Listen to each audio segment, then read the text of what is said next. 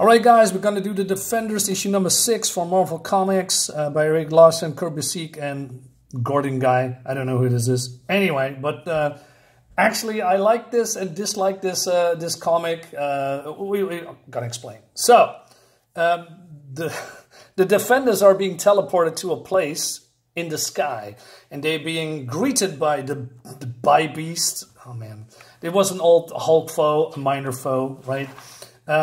Hulk immediately jumps in and, you know, starting a fight. The art looks great, by the way. It's Erik Larsen's art. So Dr. Strange wants to calm him down. He says, hey, we do not know where we are. You need to calm down, right? And but, you know, Hulk doesn't listen, wants to just smash things. Why do we even bother, he says. Here we are, Dr. Strange, trying to reason with an imbecile. This is what Yandra's curse has wrought.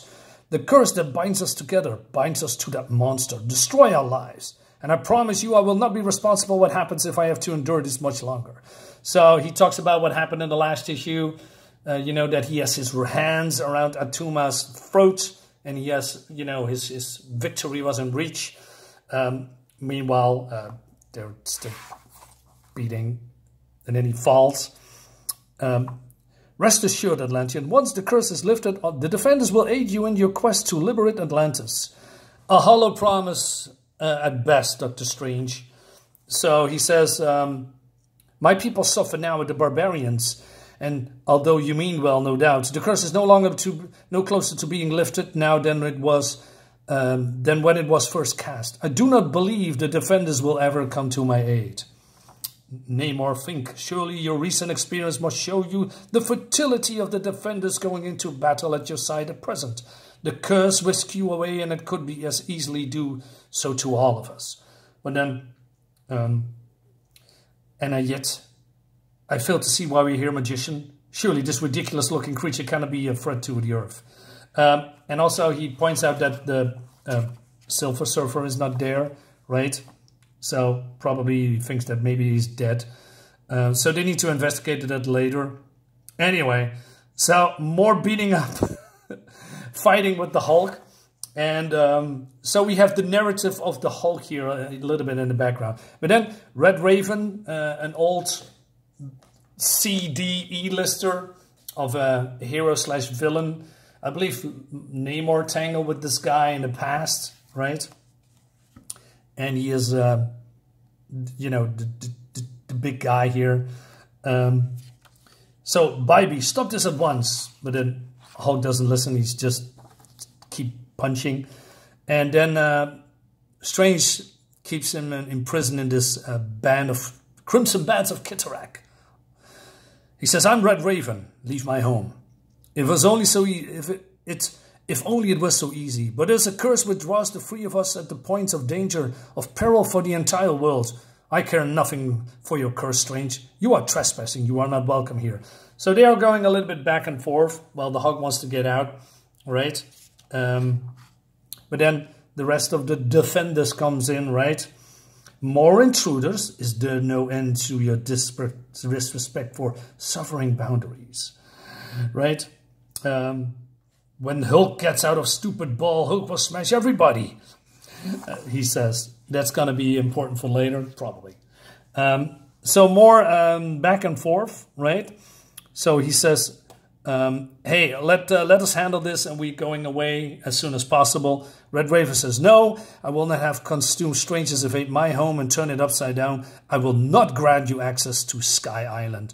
So, and then this is the part when, you know, something happened between Namor and this guy in the past, you know, all by some kind of an artificial being. They were resurrected by Diablo somehow, and then they rebuilt Sky Island, right? And, you know, all right. So Red Raven does make the decision to call upon his people and, you know, searching Sky Island for something that is off. But, you know, Strange and Namor are not agreeing with that, although I think that's weird because you are a guest here, so probably this is the best course of action. These flying people are know probably best where to look.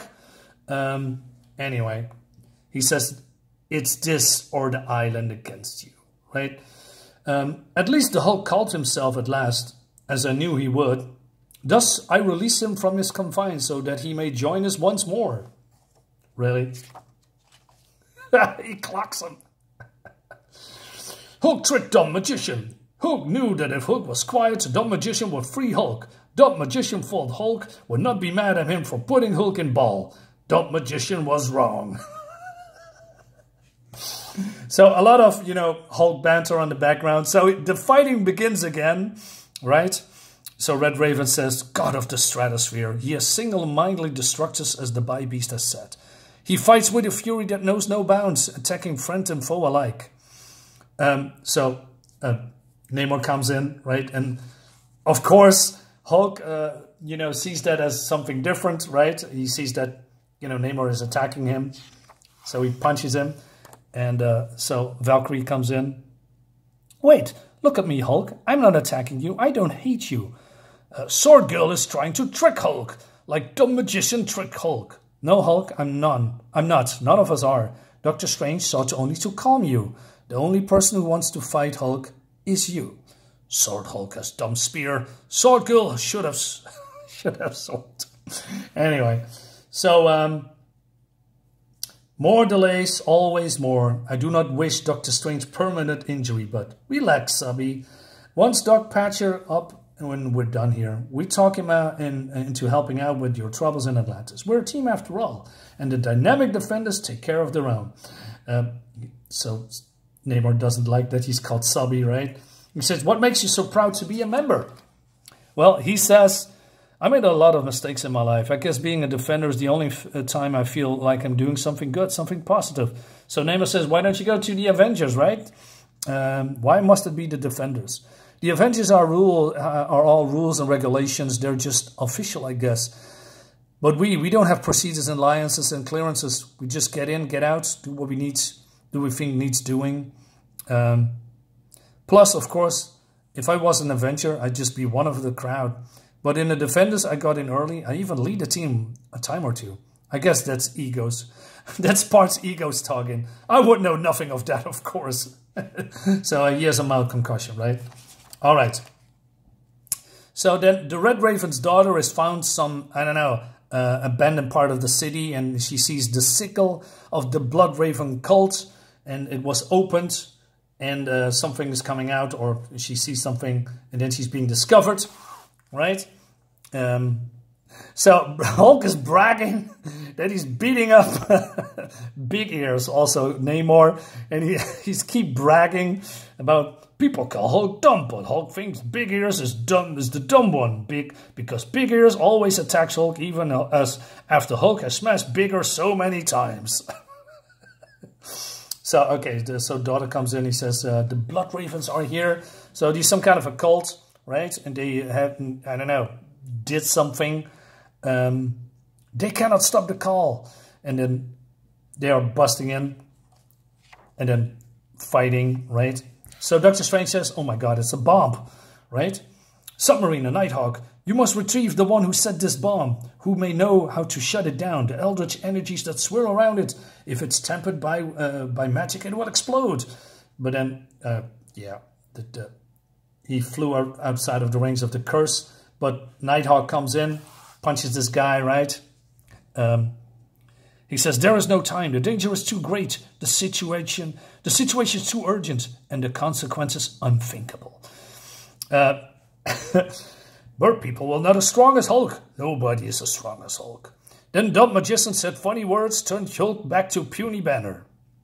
And Hulk remembers nothing. Banner, we need your skills. An explosive device is set to detonate in mere seconds. It must be diffused. Then Hulk was back. Why does Dumb Magician make Hulk sleep? Dumb Magician waved his hands and said words again, and Hulk was gone. The curse is fighting me. It wants Banner in this rampaging form. It must have imprinted on that form because that's how he was when he were cursed. So the fighting is going on, right?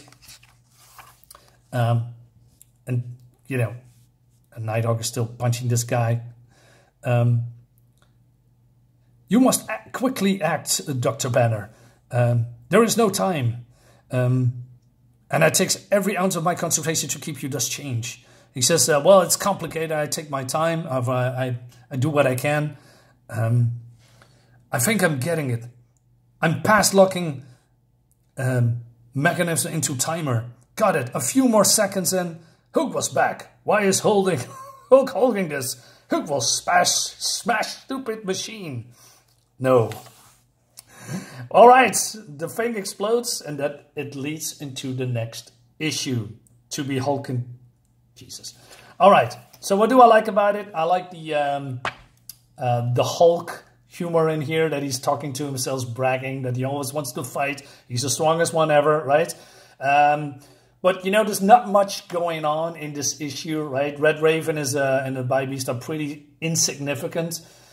So I'm not sure why we need to be on this, you know, upper platform in the sky to tell this story. It could be anywhere. And to be honest, Red Raven and the Bi-Beast are, like I said, not really something that I want or need to read. They are, like I say, D-listers. There are plenty of other people from the Defenders past that you could put into this, right? You know, and there's a little bit dragging out, going back and forth what happened to Submariner and Red Raven here. That is not really being well explained. Later on this issue, we are, you know, Red Raven talked to Namor, you know, about what happened, but is it really that important or significant to the story? No. So that's my final complaint. So overall, it's a fun issue. So guys, let me know in the comments what you think about this. Subscribe to my YouTube channel. I'll see you next time. Bye-bye.